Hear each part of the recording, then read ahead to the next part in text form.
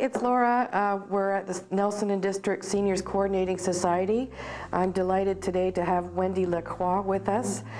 She's a certified retirement coach and professional counselor.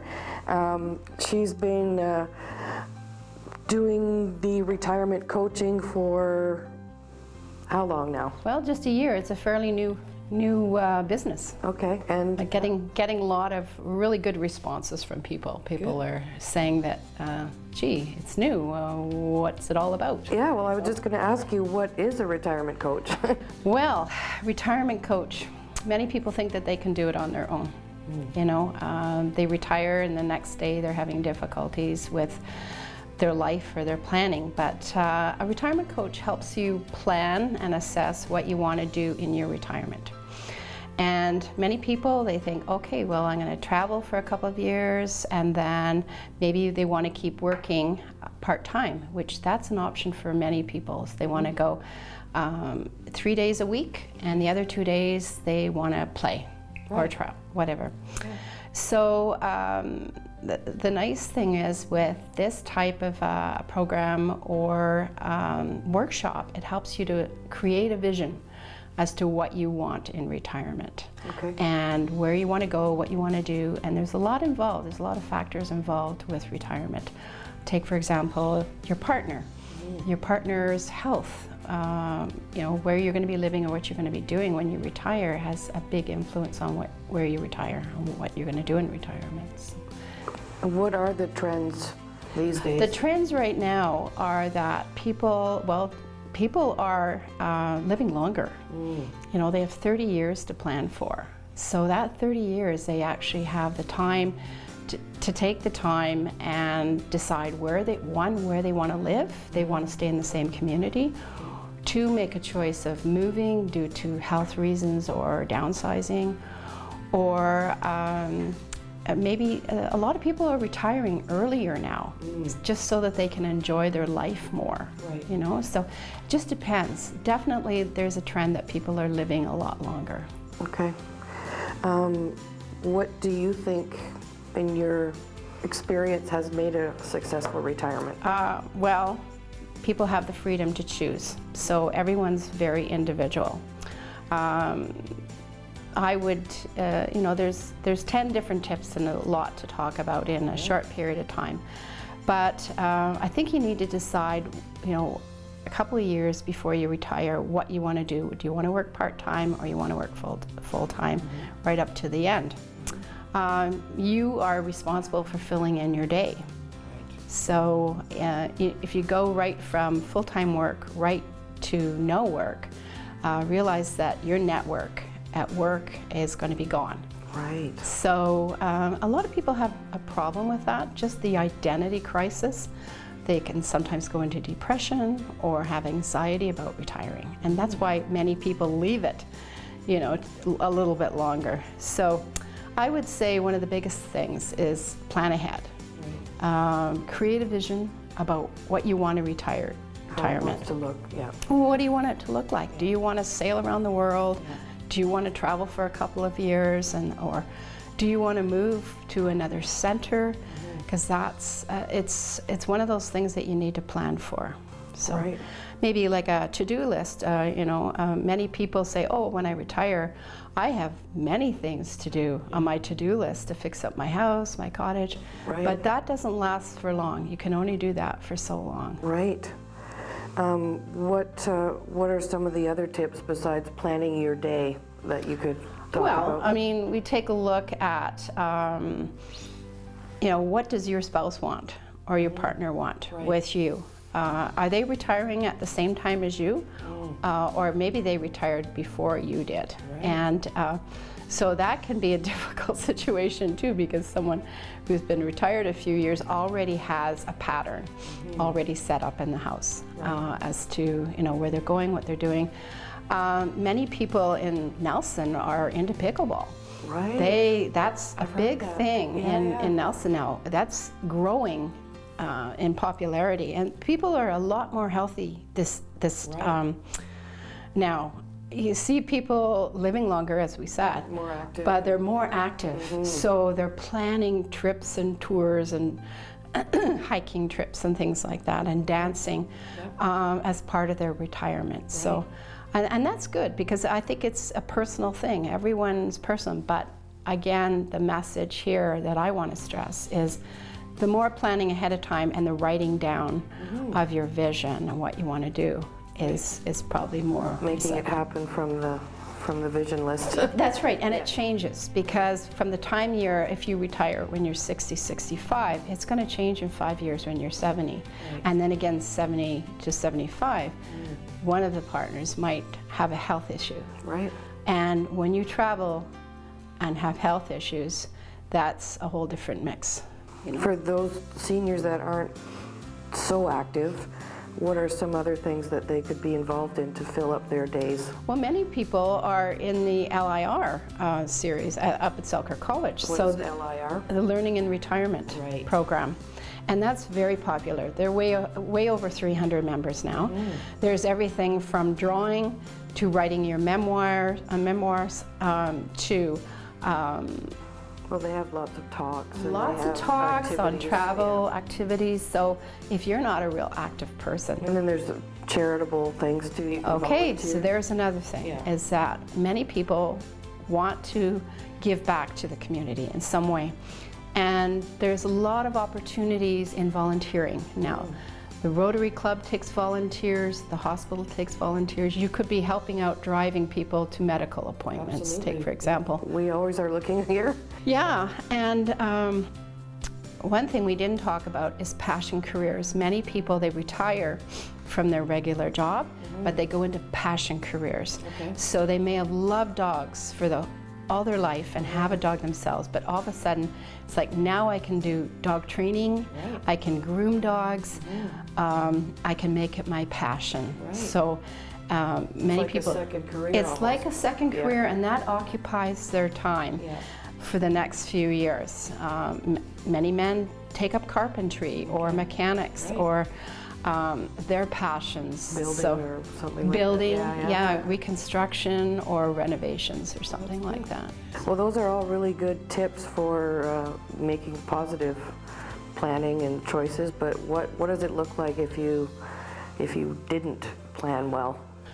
Well, if you didn't plan well, some of the downfalls mainly is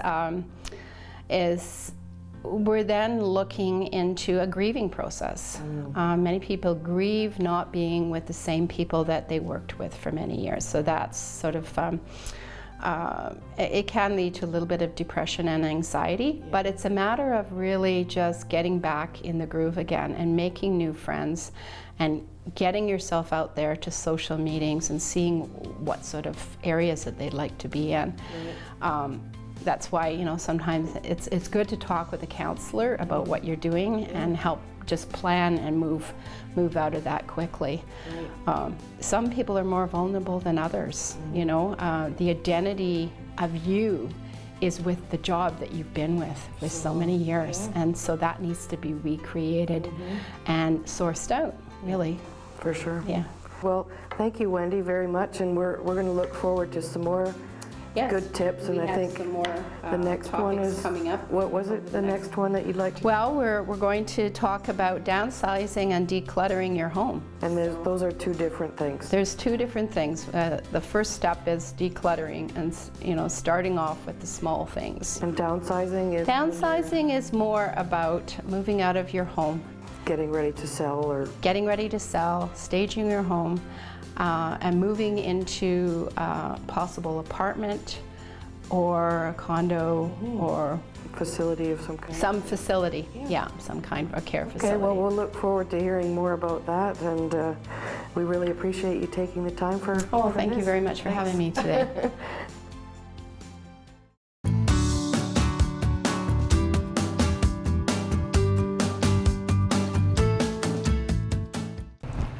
Ever wonder how to cook a satisfying meal when it's just you?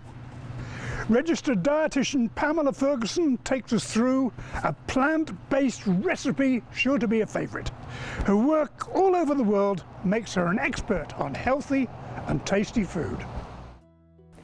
Hello, I'm Dr. Pamela Fergusson. I'm a registered dietitian here in the Kootenays, and today we're going to talk about making food for one person. Maybe you're a senior and you're interested in cooking healthy food, but you're thinking, what can I do to make a dinner that's healthy for myself, that I can enjoy, and that's not too much work when I'm just prepping for one person. So today we're going to make my vegan butter chickpeas recipe. And this is such an easy and fantastic recipe. I think you're really going to love it. You've probably seen that recently Canada's Food Guide is recommending that we all choose plant-based sources of protein more often. So this is a great recipe for you to get those plant-based chickpeas into your diet. And if you enjoy butter chicken, then butter chickpeas is a great alternative. So we're going to start out just heating up our pan over a medium heat. I'm just going to put a little drizzle of oil. Now I'm using olive oil today, but you can use whichever oil you enjoy using in your kitchen. And I'm starting out with some onion and garlic.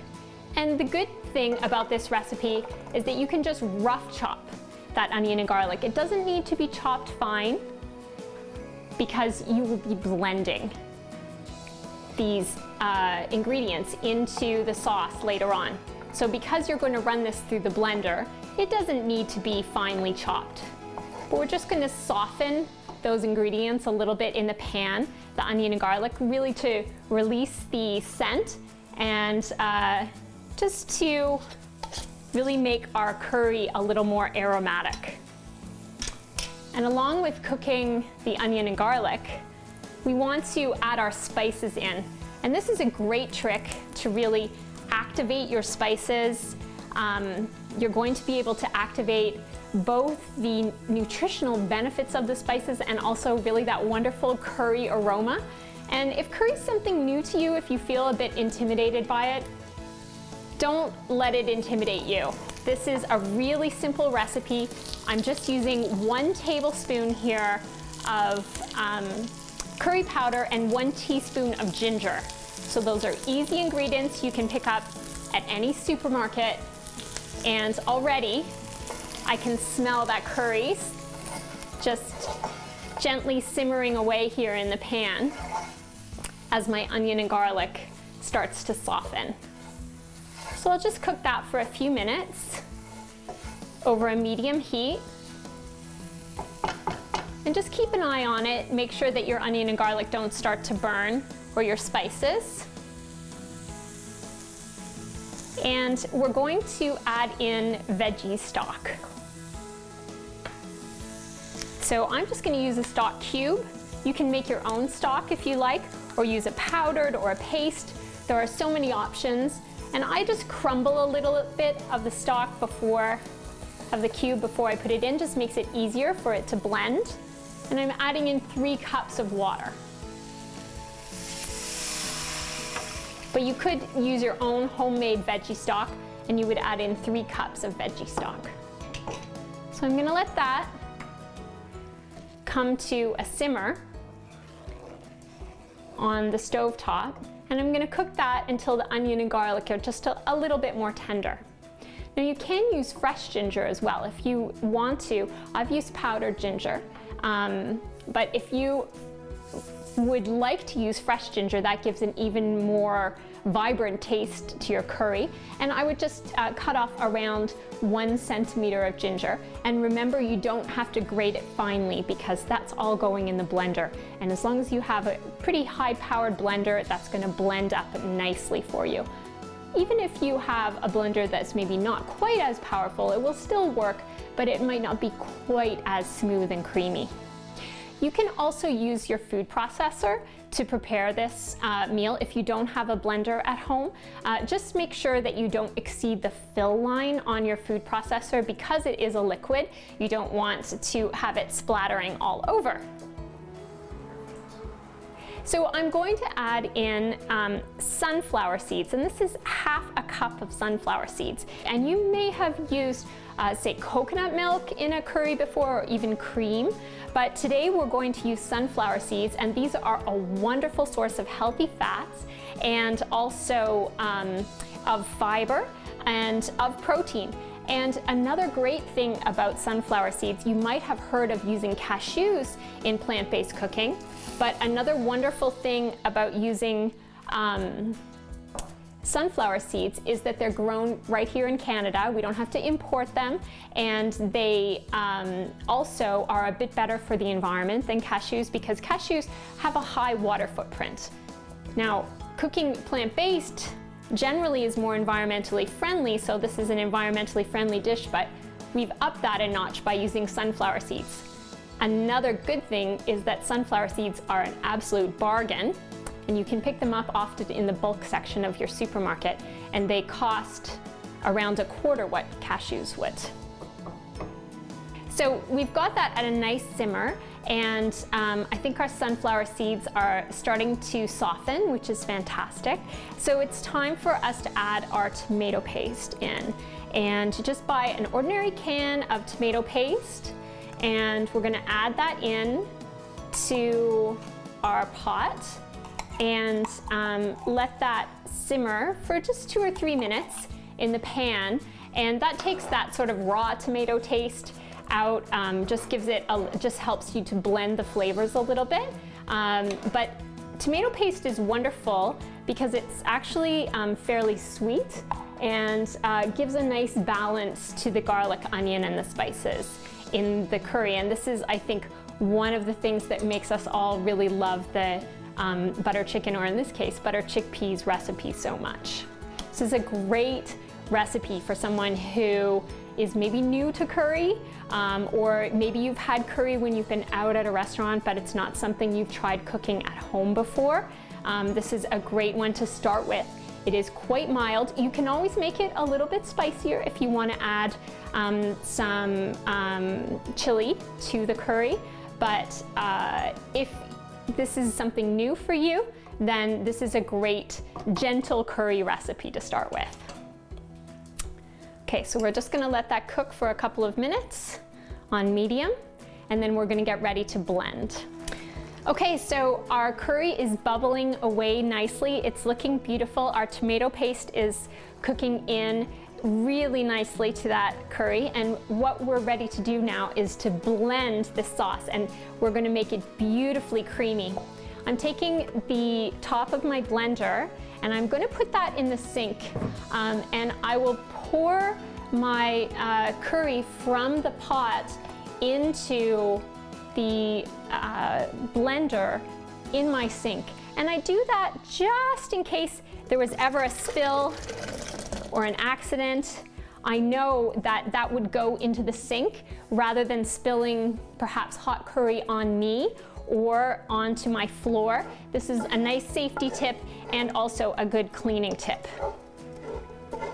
So I'm just gonna scrape the last bits. We do really want to get all of the curry mixture into the blender because we want to make sure that we're blending up all of those spices and all of those sunflower seeds. There we go. Beautiful.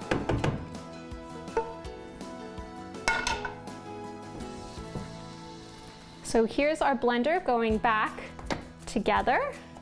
And if your blender has a safety mechanism for steam, then you'll want to be sure to put that to the open, the steam venting section, so that you don't run into a problem where the lid, the pressure from the hot liquid causes the lid to loosen. So turn it to the steam function. Okay, we're going to blend this sauce.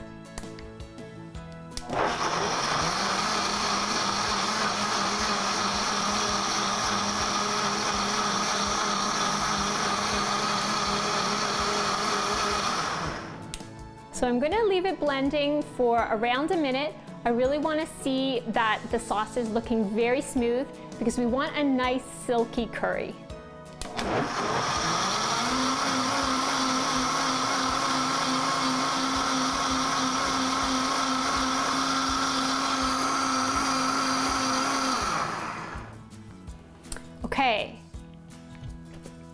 Our sauce is looking beautifully smooth.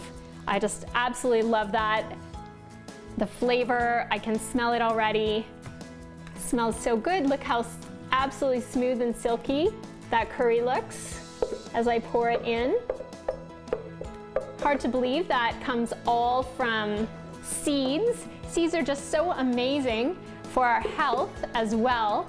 As I mentioned, packed with protein and healthy fats, so many vitamins and minerals, and what a wonderful way to enjoy them. In a curry, you might not have expected that. Now, it's important when you're making your curry that you don't mistakenly add your chickpeas early in the recipe, because then when you go to blend, you would be blending your chickpeas in as well, and you'd end up with a like a curried chickpea soup. It would probably taste pretty good, but it wouldn't have that texture that you're going for of the chickpeas. We do want to turn the stove back on because we are going to be just softening and warming these chickpeas a little bit so that they have a nice tender bite. And we're gonna cook that. That just looks so silky and creamy. And I'm gonna take some frozen veg and add this in. So this is a mixture of kale and collard greens and spinach, but you can use any frozen green veg that you enjoy. And we just add it right in to the curry. If you wanted to freeze this in and be able to prepare, the recipe I'm preparing today is for 4 people, and I'd say it's a generous portion for 4. If you find that you're a small eater, you might get even 5 or 6 portions out of this. But if you would like to freeze it, what I would recommend is to do everything up to the blending step and freeze that. Freeze it in a freezer bag would work great. And then when you pop it back into the pan to warm up, you may find it a little gritty. Most times it actually freezes and defrosts very well. If that's the case, you can pop it back in the blender just to make it nice and silky, but likely it will freeze and defrost very well. But if you freeze the vegetables and the chickpeas in with the sauce, they can release a bit of liquid as they're defrosting, and that can interrupt the texture of the sauce a bit, so it freezes much better as a sauce. And then you'll see that these final steps really in the dinner preparation process are so quick that it's very easy to do those after defrosting. So really our curry is mostly prepared now. We are in the very final stages. I do like to add, for seasoning, a little bit of sugar and salt in to the dish, but you may find that you prefer it just as it is. So I would recommend tasting it at this point, and then if you feel that it's useful, you can add a little bit of sugar and salt, or sugar or salt, but if you enjoy it just as it is, then that's wonderful, and probably healthier for you too. So our curry is looking absolutely silky and beautiful, and I'm going to plate it up. So I've started with a bowl of rice. You can use any grain here. You don't have to use rice. This is white rice. You could use brown rice. You could use quinoa. You could use couscous. You could use buckwheat. Whatever grain you most enjoy. But start with your rice or your other grain, and then you're going to give yourself a nice portion of curry on top. Now, this is a great source of protein. It's also a wonderful source of iron. And as we age, we do need to have slightly higher intakes of both iron and also protein. So this is a wonderful source of both of those. In order to maximize the iron absorption from this dish, we can squeeze a bit of lime on, because non-heme iron, which is the type of iron that you get in plants, is better absorbed when we eat it with vitamin C. So there's lots of vitamin C in this nice lime, this nice fresh lime, plus the flavor, which is so beautiful, to add a bit of freshness. And this will help you if you've maybe prepared this dish and frozen it, and then you've brought it out and you're squeezing some lime. It's just gonna help you feel like, wow, this is such a vibrant and fresh dish. So I've just squeezed a bit of lime on the top, and you could even serve it with a lime wedge or two on the side. And if you're having this dish, say, for a special occasion, you're having guests, or it's a special meal for yourself, then you may want to add a few sprigs of cilantro on top, just to make it extra special and beautiful. So there we go. There's our beautiful curry, looking so fresh and vibrant, so healthy, wonderful source of protein and of iron, and a great plant-based and easy dish that you can pull together in about 20 or 25 minutes. Great for one or great to share. So you can find lots of healthy recipes on my website at Pamela Fergusson, and that's with 2 S's.com, or on Facebook at Dr. Pamela RD, or on Instagram at drpamela.rd. Reach out to me anytime if you have any questions. I love to hear from people, and I'm very happy to respond. Thank you.